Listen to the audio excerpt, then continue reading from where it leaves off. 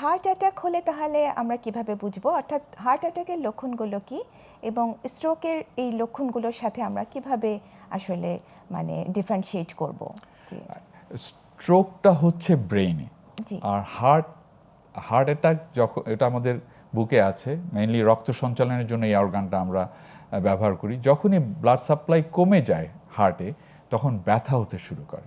আচ্ছা, সেটা হচ্ছে প্রধান হবে, চেস্ট পেইন হবে, ঘেমে যাবে শরীর এবং প্রচণ্ড রকম বুকে চাপ দিয়ে ব্যথা হবে। আচ্ছা, আর স্ট্রোক যেহেতু ব্রেইনে হয়, ব্রেইনে রক্ত সঞ্চালন কমে গেলে এটা হয়, সেখানে ব্যথার কিন্তু প্রাধান্য নেই, এখানে ব্যথা নাই, আচ্ছা, কিন্তু দুর্বলতা বা চোখে দেখার অসুবিধা, কথা বলতে অসুবিধা, মাথা ঘুরানো বা ব্যালেন্স চলে যাওয়া, এই সিমটমগুলো হওয়া মানেই হচ্ছে স্ট্রোকের সিমটম।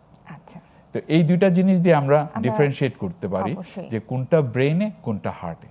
এবং ব্রেইনের ব্যাপারেও আমাদের হার্টের ব্যাপারে যেরকম তাড়াতাড়ি ইয়ারে যেতে হয়, অবশ্যই ব্রেইনের যেতে হবে। ব্যাপারেও তাড়াতাড়ি ইমার্জেন্সি ইমার্জেন্সি হবে। যেতে হবে। আচ্ছা স্যার, আপনি খুব সুন্দর করে বলছিলেন। আমরা চলে যাচ্ছিলাম যে আপনি বলছিলেন যে সিটি স্ক্যান 15 থেকে 20 মিনিটের মধ্যেই কিন্তু করে ফেলা সম্ভব, এবং তখনই আপনি ডিফারেন্সিয়েট করে ফেলতে পারবেন যে এটা কোন ধরনের স্ট্রোক।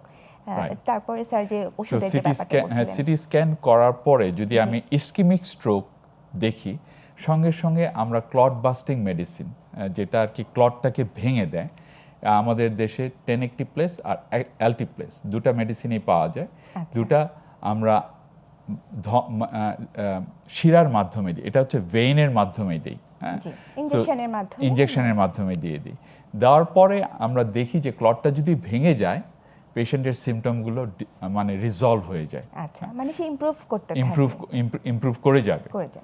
এখন যদি ইমপ্রুভ না করে, ক্লটটা তখনও ব্রেইনের ধমনীকে আটকে রেখে আছে, তো সেখানে আমরা সিটি অ্যাঞ্জিও মানে সিটির মাধ্যমে আমরা ব্রেইনের ভ্যাসেলগুলোকে চেক করে ফেলি, সিটি অ্যাঞ্জিওগ্রাম।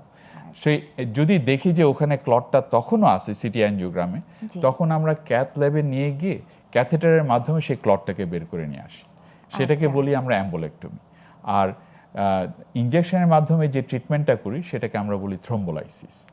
তো প্রথমে থ্রোম্বোলাইসিস, তারপরে যদি ইমপ্রুভ না করে তখন অ্যাম্বোলেক্টমি। আচ্ছা, তার মানে সিটি অ্যাঞ্জিওগ্রাম যেটা, সেটা তার মানে আরেকবার করতে হবে, ওটা আরেকবার যখন ইমপ্রুভমেন্ট যদি না হয় তখন আবার দেখে তারপরে আবার এই ডিসিশনে যেতে হবে।